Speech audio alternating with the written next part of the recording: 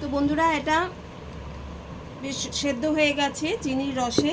এইবারে তো আমি এখানে কতগুলো এই ক্ষীর নিয়েছি, ক্ষীরগুলোকে গ্রেটারের সাহায্যে এরকম করে নেব।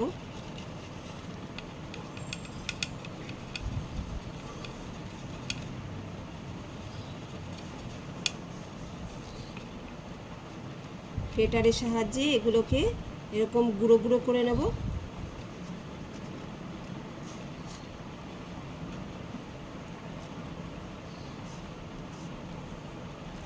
এইবারে এই ক্ষীরগুলোকে নিয়ে এই যে কুমড়োর যে এগুলো রেখেছিলাম আমি,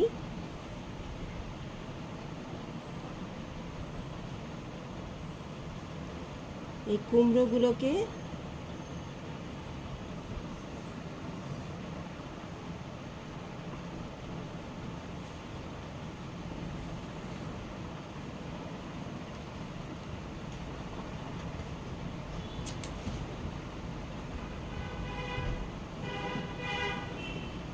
একটা একটা কুমড়োর বল নেব আর এরকম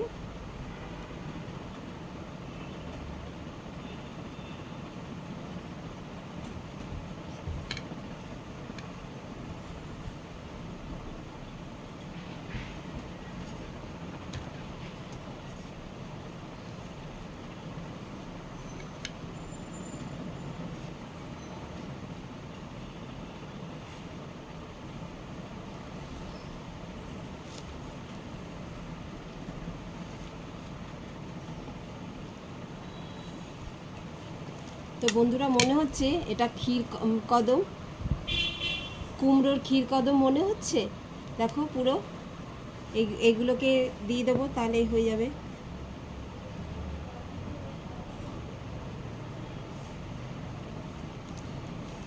এইগুলোকে ওপর থেকে ছড়িয়ে ছড়িয়ে দেব। তো বন্ধুরা তোমরাও করো, খেও, দেখো কেমন লাগে কুমড়োর ক্ষীর কদম। ঠিক আছে বন্ধুরা, একটা লাইক করো, টাটা।